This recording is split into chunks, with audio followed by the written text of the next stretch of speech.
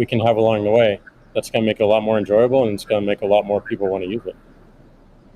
I'd also point out there's nothing stopping someone from creating a Bitcoin wallet that's like fun and has memes, has dogs. That's possible as well. Great. Let's move on.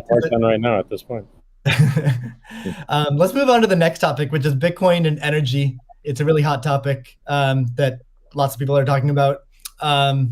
Let's start with Elon. You've been vocal on this. You've said that. I mean, you said many things about it. You've also said that Tesla will resume payments in Bitcoin payments if the renewable energy is approximately 50% and sort of looks like it's on a positive future trend. What do you think the state of things are with respect to that?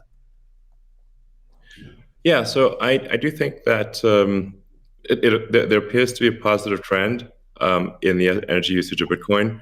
Actually, part of this is due to the drop in Bitcoin price. I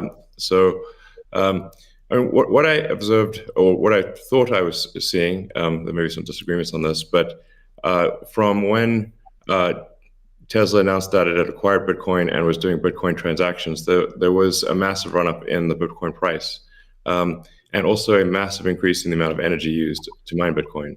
And I think I understand renewable energy quite a bit. I mean, Tesla does solar and interacts with a lot of wind generation through our mega pack, because basically need to store energy from wind and from solar. So we're pretty plugged into the renewable energy industry. And there was just no way that you could basically double or triple the amount of energy in such a short period of time with renewables. You could shovel coal that fast. And so I was like, look, this is too sketchy. Tesla's mission is accelerating the advent of sustainable energy. We can't be the company that does that and also not do appropriate diligence on the energy usage of Bitcoin. So all I did was I said, look, we're going to suspend Bitcoin transactions for now. We're not selling any Bitcoin, nor am I selling anything personally, nor is SpaceX selling any Bitcoin.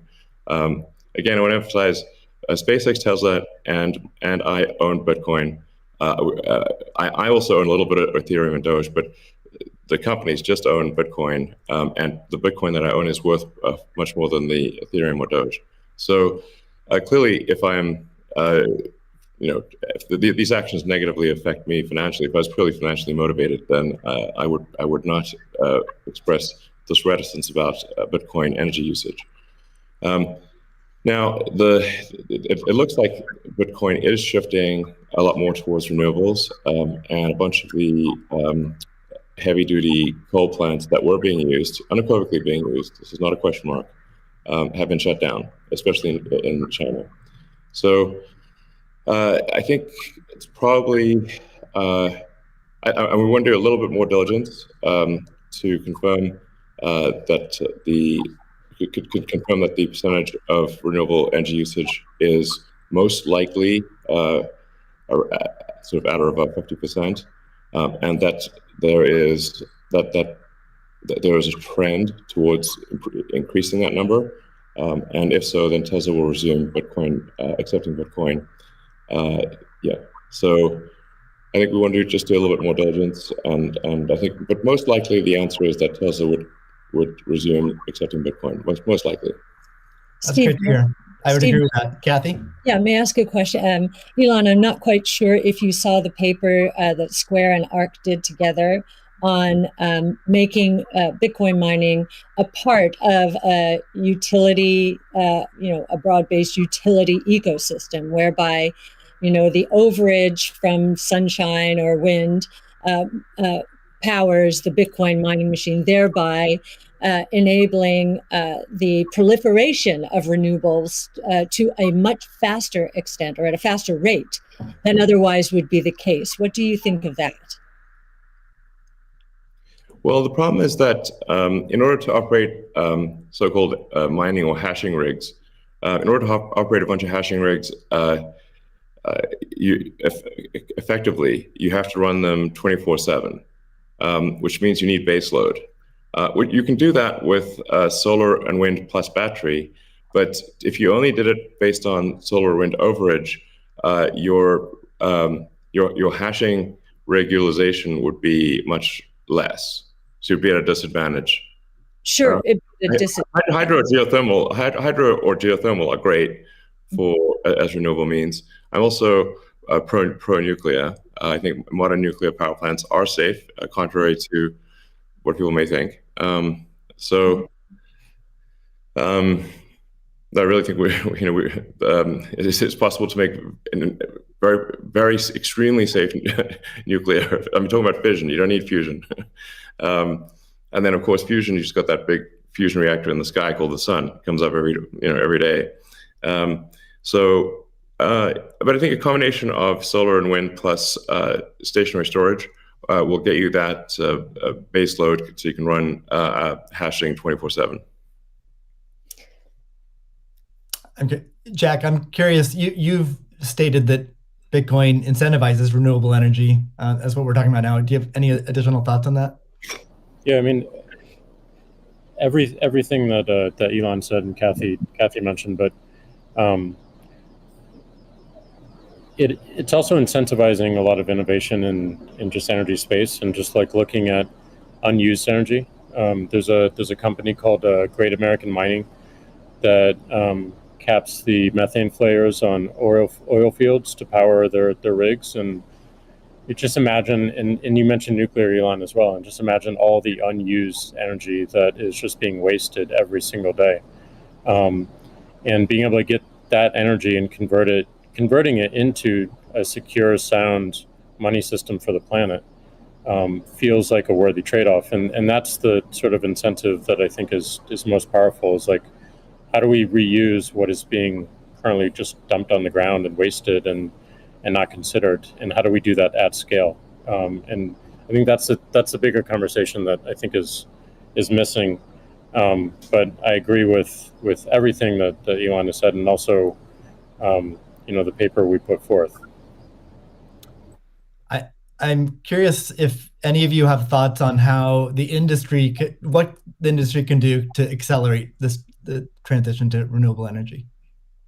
And like Elon specifically, could Tesla Energy or Starlink play a role? Well, I think Tesla can play a role.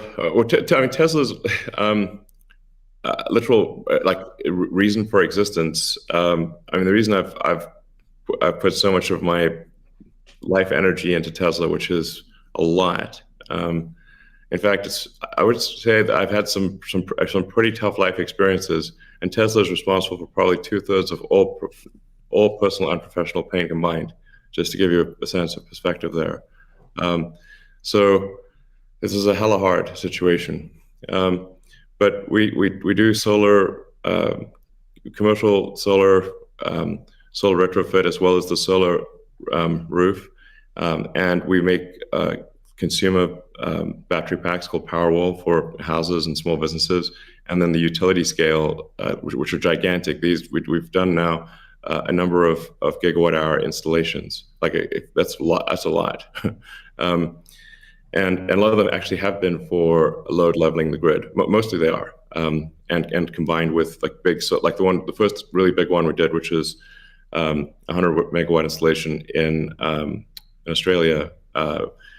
That's actually helped stabilize a huge portion of the South Australian grid, because it's able to react so fast. In fact, at first, because they've got a billing system in Australia that I think works at the sort of millisecond level, and we were operating at the microsecond level. So the system was operating so fast that the measuring system couldn't see it. But so Tesla's certainly doing a lot to enable renewables, especially wind and solar. And in fact, the limiting factor for us right now is cell production. So we need to both internally get the Tesla internal battery cells produced, as well as increase supply from suppliers. Generally, when I talk to our suppliers and they say, how many cells would you like us? How many cells can you make? Because sometimes they're concerned, is Tesla going to compete with them on cells? I'm like, no. If you want to make the cells, be our guest. It's just that we need a crazy number of batteries, and they need to be done. It obviously needs to be mined and produced and manufactured in an ethical and environmentally sound way. So, at Tesla, we really do aspire to be the good guys, like, to be a company that people can believe in. It doesn't mean we don't make mistakes, but that's what we try. So, but I think generally hydro, especially existing hydro, is good for mining. Geothermal, there's lots of places in the world that have geothermal energy. Like I said, nuclear is also good. I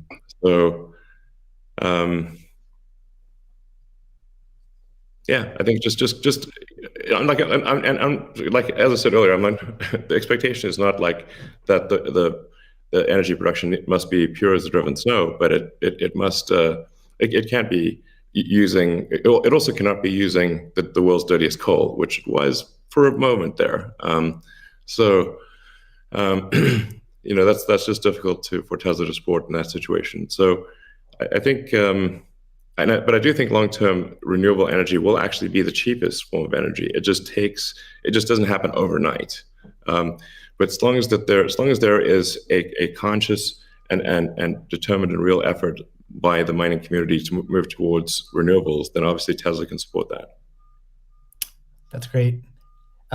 Cathie, we've been talking a lot about energy, but many institutions are facing questions around Bitcoin's relationship with ESG. Can you maybe speak a little bit more to what is S and G in ESG and how Bitcoin might support those? Sure. So E, of course, is environmental, S is social, and G is governance. And there is a massive movement afoot in the institutional world, especially, to embrace ESG and make sure that their asset managers are doing the same. So if we've just talked about environmental, and I really do believe that Bitcoin will be much more environmentally friendly, certainly than traditional gold mining or the traditional financial services sector. In many ways, it already is, and it's just going to get better that way. In terms of social, I know that many institutions, when they are thinking of social, they think of diversity and equity, pay equity, and all of that. But if from our point of view, the disruptive innovation point of view, social is much more than that. It is saving lives, of course, autonomous technology, that would be another topic for Elon. But in this case, allowing access to payment technology, as Jack is saying, everywhere around the world without friction.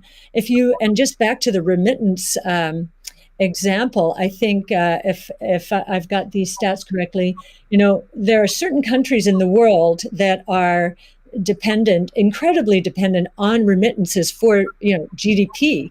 Tonga, 37%, El Salvador, which just deemed Bitcoin legal currencies, 24%, Nepal, 24%. And I think the remittance industry globally, roughly 700 billion.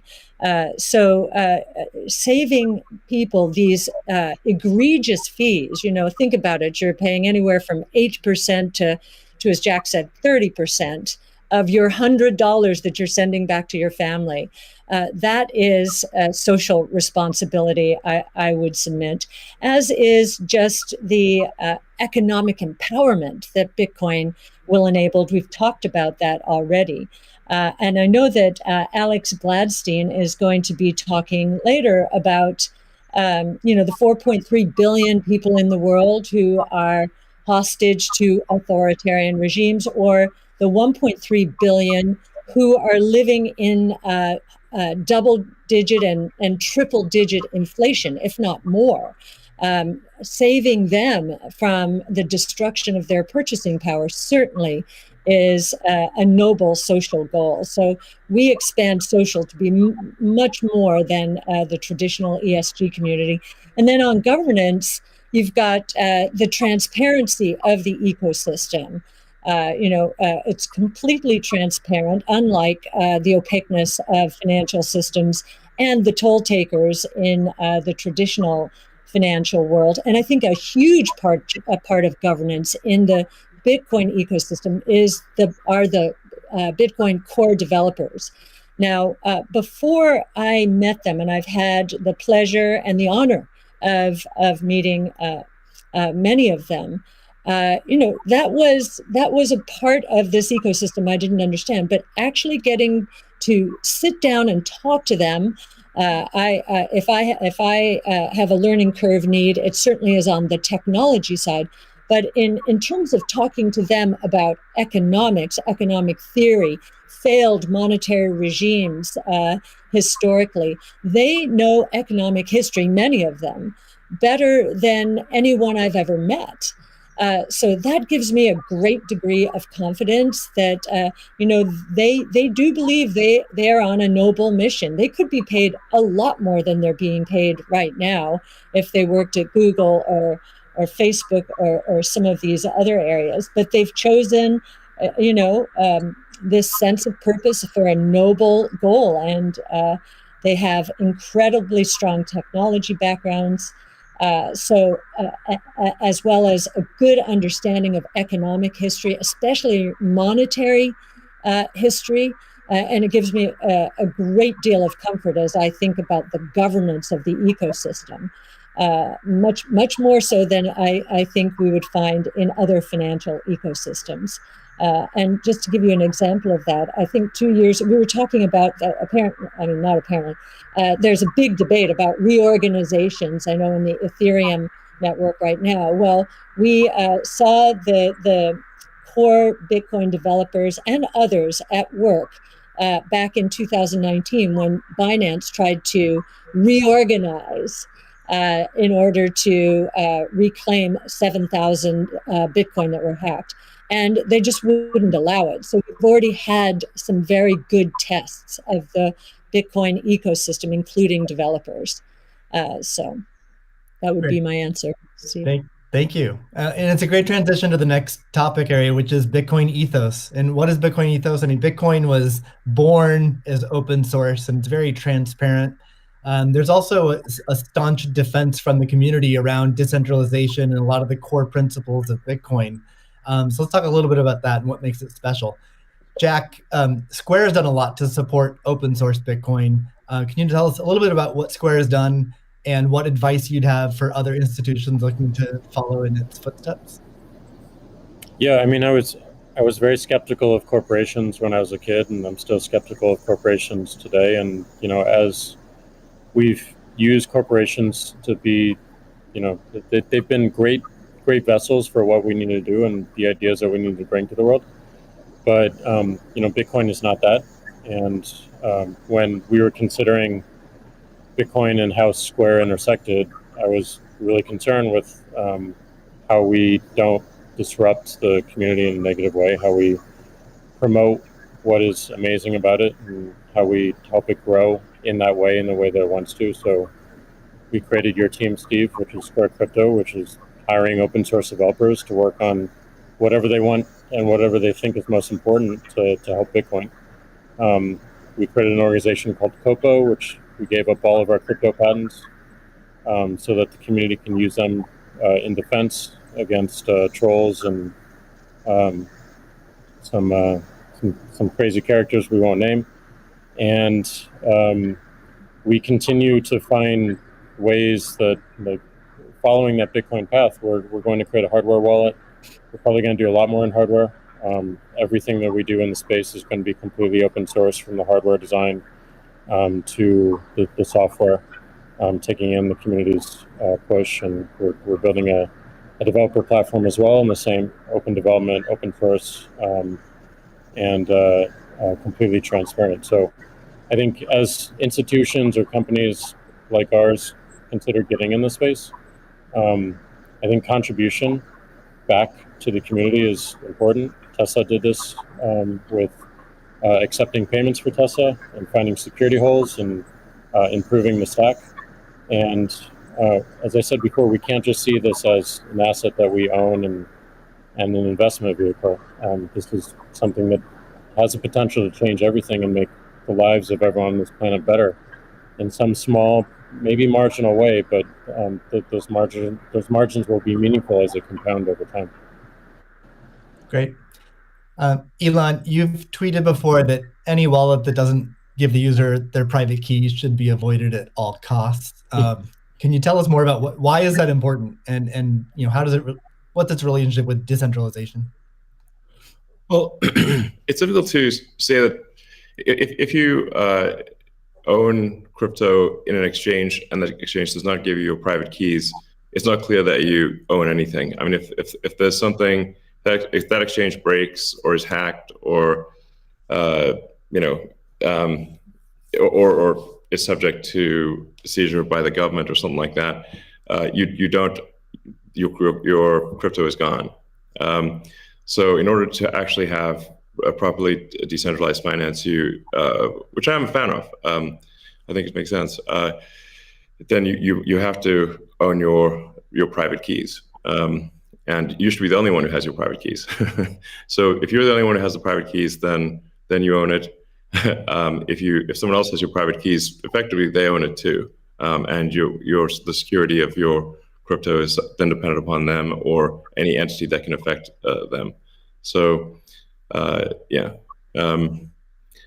think what Jack's doing sounds like a good idea to have, a hardware wallet that's the only thing that contains your private keys. I think that's like in terms of sort of empowering the people, which I very much believe in. Then I think you want to have people have their own wallets and be the only ones that have the private keys to that wallet, so-called wallet, the other side of the of the crypto. Right. I agree, and I think we'll see an emergence too of new solutions that use multi-sig, like with a 2 of 3 keys, where the user has 2 keys, and then you get assisted custody by having an institution hold a 3rd key. Can be a good solution as well. Yeah. Well, you can just put your private key in something that has dual access or voting access as an application on an existing network. Right. So the Bitcoin community is known for staunchly defending Bitcoin's principles. Sometimes it can be rude and aggressive, but I think what it stems from is just a desire to not have wealthy or powerful people or institutions negatively impacting Bitcoin or sort of changing the rules in favor of them. I'm curious to hear from each of you what role you feel like you and your own institutions, your own companies, what role can you play in Bitcoin, and how do you positively impact it without having these negative drawbacks? Cathie, maybe start with you. Sure. Yes. Well, ARC has stood for 2 things: democratization and transparency. We're the closest you'll find to a venture capital fund in the public equity markets, and I kind of feel that Bitcoin, or we have Bitcoin's DNA from that point of view. One of the things in terms of democratization is education. We have one of our missions, values, is to educate, and I do believe that that some of Yassine El-Mandra's white papers. Yassine's our lead crypto analyst, who's worked very closely with you, Steve, on this conference, are helping the cause. We've done, and not only for retail investors, we found that we had to do a bit more when it came to institutional investors, just because of the way that they invest and the way they like to receive information. So just like in our investments, we've been the retail community has been more attracted to us first, and now the institutional community is coming along. So I do think our transparency of research, especially in the social world, social media, pushing our research out for free to anyone, is part of our way of helping the community. And I do think encouraging, and this is something that Jack just said, I would encourage the support of the Bitcoin core developer community. As I said before, it's amazing to me, having gotten to know some of them, how strong their sense of purpose is here. And so we'd like to be helpful in making that happen as well. That's great. Jack, how about you? How do you view your own personal role and the companies you run? I think my own personal role through the companies I run is to really push for more decentralization. Like at everything that we intend to do with the wallet, being non-custodial, building a developer platform, focusing on non-custodial solutions.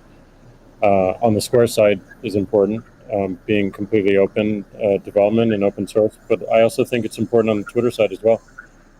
My biggest focus right now is on a decentralized social media protocol.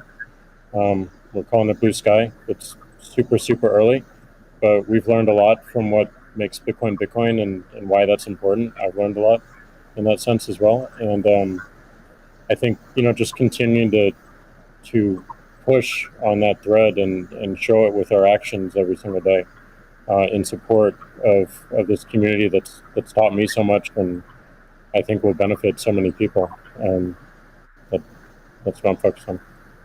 What about letting Twitter advertisers pay in crypto? Yeah, I mean,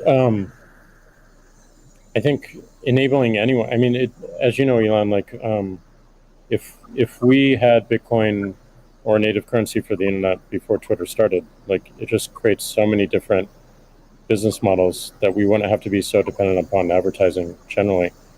And sure.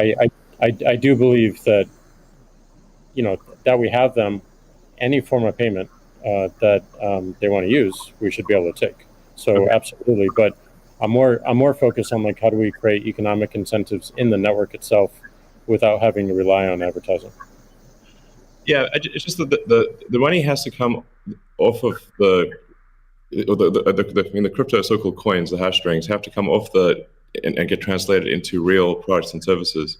So the more sort of off-ramps there are to real products and services, even at the institutional level, although I mean there are certainly many small advertisers on Twitter, it seems like accepting Bitcoin, maybe some other cryptos for advertising payments on Twitter would be supportive of Bitcoin. 100%, and also looking at just general commerce through Twitter itself. That would be great. Sorry, what, Elon? I was asking Jack if he's going to do it. Oh. Can we get a product announcement today? Elon, how about you?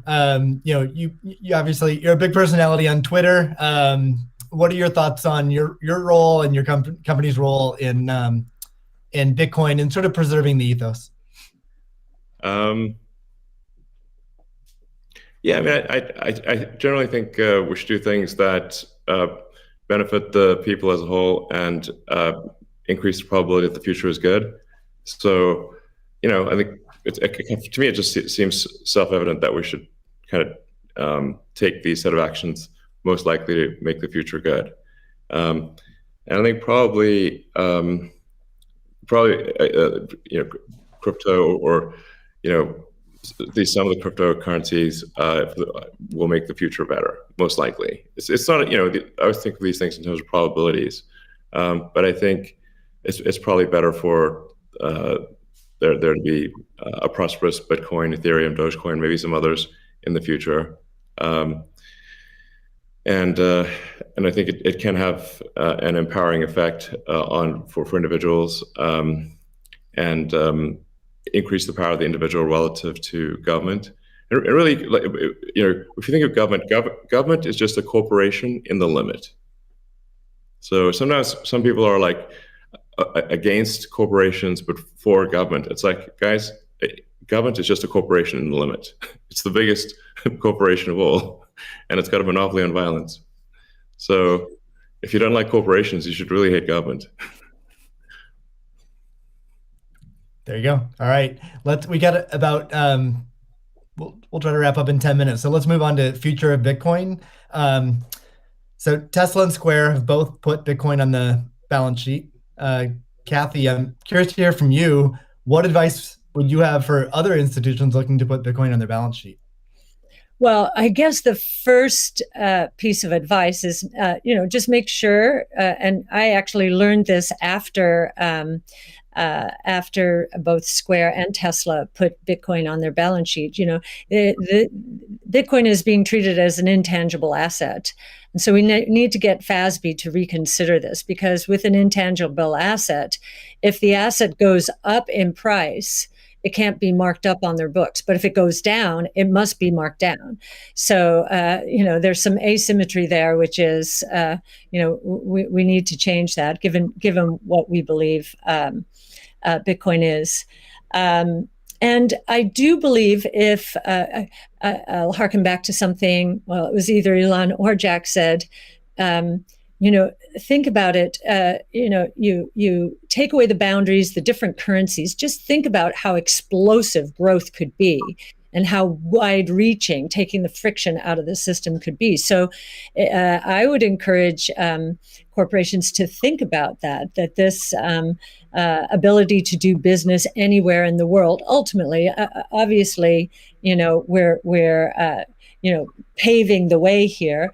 That's certainly a consideration. It also will serve as a hedge against inflation, especially, and as I mentioned earlier, there are a lot of emerging markets that are suffering from significant inflation. In other words, the purchasing power of those populations is going down. So they are going to migrate to Bitcoin and other ways to preserve purchasing power. And again, being able to sell to them in that kind of currency would be very useful. I'd also suggest, once again, this idea of deflation, I think, is going to be a real thing. There's going to be good deflation caused by innovation, so demand will boom because of that. There's going to be bad deflation because so many companies out there have not been investing enough in innovation. Their products are going to go obsolete, and they're going to be stuck trying to service the debt that they piled on because their shareholders wanted profits and wanted them now. So they leveraged up to buy back their shares and pay dividends, and so I think that's going to be the source of bad deflation and counterparty risk. And we learned from 0809 that counterparty risk can be devastating. Almost cataclysmic. So a hedge against that as well, I think, would be another reason to do it. Great. Yeah, it's funny. It kind of like Tesla's bank balances in Europe have negative interest rate. It drives me crazy. Yeah. I mean, technically, if you've got like 2% inflation and 1% interest, you're technically minus 1% return. But nonetheless, it is quite annoying to just see your bank balance drop in real time in Europe. Europe has negative interest rates. This is insane. Yeah. Paying the banks to hold the bank to keep your money. I'm like, what? It is crazy. Like, what? We definitely move that into Bitcoin. I believe Ray Dalio said, "Buy Bitcoin and not bonds." So there you go. Mm-hmm. Yeah. Jack, you've talked about design being an underfunded area in Bitcoin, and Elon earlier mentioned usability could improve a lot. I don't think anyone's going to argue with that. What do you see as the future of how can design impact Bitcoin? Yeah, I mean, I think that the Bitcoin network is beautifully designed as a protocol in the way it works. I mean, it went after a single problem, and it does in an absolutely astounding way. But I think the endpoints of people getting into it is still a little bit confusing. So I think the more energy we spend on wallets and making sure that wallets are simple and accessible and they're non-custodial as well. Yeah. I think the best example of this that I know of is probably this wallet called Moon. And it's just simple, straightforward. It's it does an amazing thing with key management that my mom and friends new to Bitcoin can understand. does amazing in storage, and it also has a very clever implementation of Lightning, so that you can use it in a transactional way without having to think about it, just with QR codes in a way that makes sense. So more work like that, I think, really brings us forward. Great.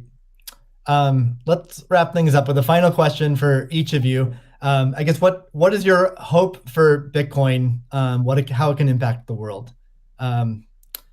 Let's see, Elon, do you want to start with that?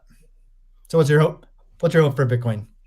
Well, my hope for, I guess, crypto in general is that it can improve the efficiency of the information system that we call money. So if the core efficiency of money is improved and and money has less error, where, like I said, error is like any kind of government interference or fraud or anything like that, this will naturally lead to basically a better standard of living and more power to the individual, which I very much agree with. Great. Cathie? Yeah, and I would segue from what Elon just said is, money has powerful network effect qualities. And so, we talked about ESG earlier. I think that, of course, that aspiration, having, this money be the best from an ESG point of view, that's really talking about solving some of the world's problems right now, which we definitely want to do. But I also am very excited about this idea of network effect and the convergence of blockchain technology and artificial intelligence from a technology point of view. I think, think about the internet in the earliest days. We couldn't imagine what was going to happen, but the impetus to growth was pretty incredible. So I am looking at this rules-based monetary policy, making for better lives around the world, as we've just said. But I'm also looking at the technology itself and the convergence between blockchain technology and artificial intelligence, to change the world in ways that we cannot imagine right now, solving even more problems, but creating more opportunities as well, which is the history of technology and disruptive innovation. Jack, what's your hope for Bitcoin? My hope is that it creates world peace, or helps create world peace. I mean, Elon said it earlier. Like we have all these monopolies of violence, and the individual doesn't have power. And the amount of cost and distraction that comes from our monetary system today is real, and it takes away attention from the bigger problems. Some of the bigger problems that Elon is trying to solve, like get us to a multi-planetary humanity. All these distractions that we have to deal with on a daily basis take away from those bigger goals that affect every single person on this planet, increasingly so. So it may sound a little bit ridiculous, but like you fix that foundational level and everything above it improves in such a dramatic way. So it's going to be long term, but my hope is definitely peace. That's fantastic. Well, I'd like to thank all three of you for giving us your time today. It's been a fantastic conversation. Thank you to the audience for tuning in. The B word is not just this discussion, but we have a lineup of incredible speakers and content. So I encourage everyone to check it out. Thank you very much. All right, thanks. Thank you all. Thank you.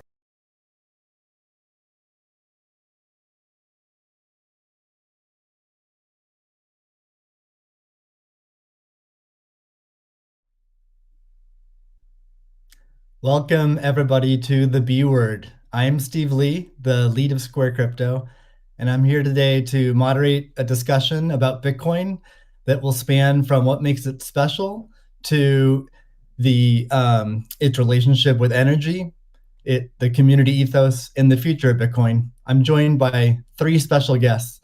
The first is Cathie Wood, founder, CEO, and CIO of ARK Invest.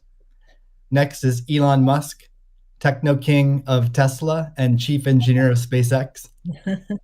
And finally, Jack Dorsey, CEO of Square and CEO of Twitter. So we have a lot to talk about today. So let's get to the talk and get right to it. I'm going to start off by asking each of you a question, which is, what's shaped and influenced your views on Bitcoin? And let's start with Cathie. Okay, Steve, thank you. Well, the first thing was our focus on disruptive innovation. So starting in 2011, Brett Winton, our director of research, who I know will be on the program later, he started talking about this thing called Bitcoin at the time. And it was a curiosity as we were doing our brainstorms in research. But as we learned more about this open source ecosystem, that might fulfill the role of the payment system that the internet neglected to build into the system, not expecting commerce. We thought, this might be something. And then I became even more interested when I realized that my economics would come into play as well here. And Art Laffer, my mentor from USC, and a monetary scholar, in 2014, I asked him if he would collaborate on a paper on Bitcoin, and he was a bit of a naysayer at first, but agreed to read the paper. He read the paper, tore it up, and from an economics point of view, really wanted to understand this. And he said, I think you got something here. This is a rules-based monetary system. I've been waiting for this for my entire career. So the combination of disruptive innovation generally, economics on top of that, and the huge misunderstanding out there as to what this is, that was intriguing and launched our research effort. Thank you. Elon, what's influenced your views on Bitcoin? Well, I've thought about money for quite a while, obviously, since the PayPal days. And then the companies that preceded that, X.com, which I created, and Confinity, which Peter Thiel, Max Levchin, Luke Howry, and others created. When we combined the companies and made PayPal. So I've been thinking about money for a long time. And really, it's best to think of money as an information system, primarily an information system for labor allocation. For practical purposes, it exists in a series of heterogeneous databases, like very different databases in bank mainframes around the world. It moves quite slowly in reality. It seems to move fast sometimes, and it does with PayPal, which is real time. But the vast majority of the systems out there are batch processing. So the actual reconciliation may take 1 to 5 business days, sometimes longer. And you have the ACH system, which is ancient and still in operation, which allows transfers effectively like a check would be an ACH transfer, but it's not secure. And you've got the credit card systems, which are also not secure. It would be like handing your username and password to a stranger in a restaurant if you buy a meal. So there's definitely an opportunity for something that is better from an information theory standpoint. So and there you can think of it like data on a network. I think is the way to view it. What has the most throughput? What has the least error? What drops the fewest packets? Fraud, for example, being a source of error, and government interference in currencies being a source of error. But it's fundamentally an information system. So I think it makes sense to support something that improves the quality of information with which we conduct the economy. And Bitcoin is a candidate for that. It does, I think, some things well, and it's obviously it's evolving, and there are additional things like Lightning being done on top of Bitcoin. But Bitcoin per se is mostly solving for scarcity, or rather solving for essentially having no throat to choke, decentralized. So there's no one who can be coerced in any way to empty their Bitcoin account. Well, I guess they could technically, but on an individual basis, but the system as a whole cannot. And it has an open ledger, which is also quite good. But transaction volume is low, transaction cost is high, and usability for the average person is not yet very good, but it has a lot of potential. And I should say that, like, I'm not, and I apologize for taking a long time, but there certainly is a lot to say. In general, I'm a supporter of Bitcoin and the idea of cryptocurrency in general. But as I've said publicly, we do need to watch out for crypto taking, especially Bitcoin, using proof of work to maybe use energy that's maybe a bit too much and not necessarily good for the environment. So, but on balance, I support Bitcoin, and I'm not an investor. The only publicly traded stock I own is Tesla, and the only significant thing I own outside of Tesla is my SpaceX stock that could help create both companies. So, but apart from that, I do own Bitcoin, and Tesla owns Bitcoin, SpaceX owns Bitcoin, and I do personally own a bit of Ethereum and Dogecoin, of course. So. Okay, great, thank you. And we'll get into some of those issues in more depth as well. Jack, how about you? What shaped your views of Bitcoin? The network and the community. It's deeply principled. It's weird as hell. It's always evolving, and it just reminded me of the internet when I was a kid. And I encountered alt cypherpunks when I was fairly young, and this was a topic of discussion for years. I didn't touch it until 2008 when we started Square. Elon and teams at X and PayPal inspired a lot of what we were trying to do, trying to bring in more to a physical world, but we encountered this crazy predatory system that was slow, that was obtuse. And I think, one of the things that we tried to do, which X and PayPal also tried to do, is build an abstraction layer around this complication and around this predatory nature that the financial industry can tend to be, and make it work for people. But when I saw Bitcoin in 2009, you see a chance to replace the whole foundation.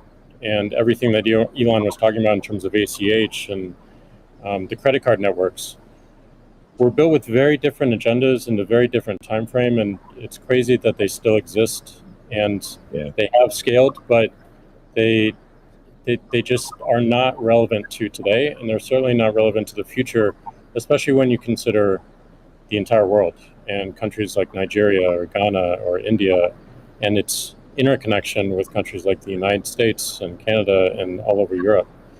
So what really drove my thinking and drives my passion around it is, like, if the internet gets a chance to get a native currency, what will that be? And to me, it's Bitcoin, because of those principles, because of that creation story, because of its resilience, because of the number of tests it's been. But what inspires me the most is just the community driving it. It just reminds me of the early internet. It's the only reason that I have a career, because I learned so much from people like who are building Bitcoin today, and I continue to learn in that sense, and I'm so grateful for it. So that's a good segue into the next question I'd like to ask you, Jack. Is you said before that Bitcoin changes everything. Can you speak more to that? Well, I just think that a lot of what we experience in life, when you really get down to the foundation, a lot of our monetary policies, a lot of our monetary systems cause so much distraction and so much cost. And when you get to a system where you have the potential for people to truly own it, they can verify it themselves. You don't have to have trust going in. You don't have to trust it at all. You can verify it through source code or whatever your appetite is, and that any particular person can help drive the future of it. And at the same time, it's not controlled by any state. It's not controlled by any bank. It's not controlled by any corporation. And these three parties of people who participate in the network, people who mine, and also the developers, constantly debating the correct roadmap and the way forward, is a beautiful thing. And I don't know of many other consensus-based models that have existed at that scale for this long with this amount of success. And we're still fairly early. So when, I met a woman in Ethiopia 2 years ago, and she was trying to create the lift for Ethiopia. Elon, I think I reached out to you at that time as well because she really wanted some Teslas.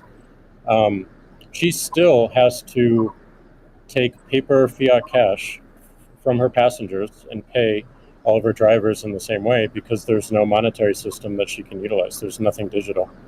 And Africa as a continent is hugely interconnected from a monetary standpoint, but also hugely taxed in that same way.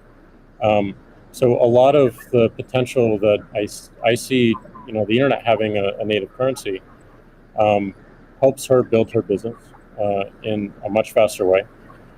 And also, if you consider something like Bitcoin existing before YouTube, before Twitter, before Facebook, a lot of the business models that we have today would not be the same.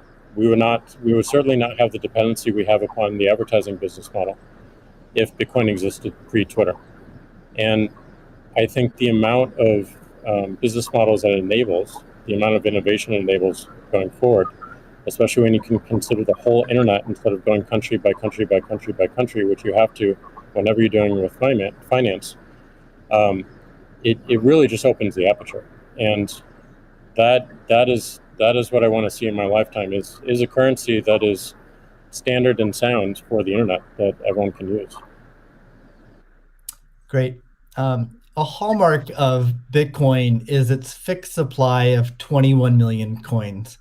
Elon referenced that earlier. It may be the first system that humans have created that humans cannot later change.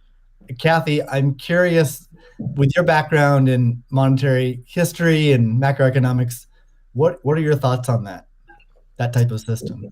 Oh, well, I'll recount the story about Art Laffer and our going through the paper.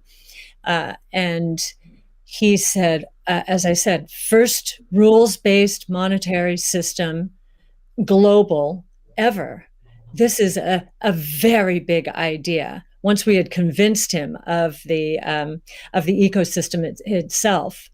Now, this is the role that it's playing, given that the rule is a quantity rule, that 21 million units, is really a store of value role. So there are three roles of money. Store of value, very important. The means of exchange, so for transactions, and the unit of account. Every good priced in terms of whatever the unit is. So store of value is its primary use right now.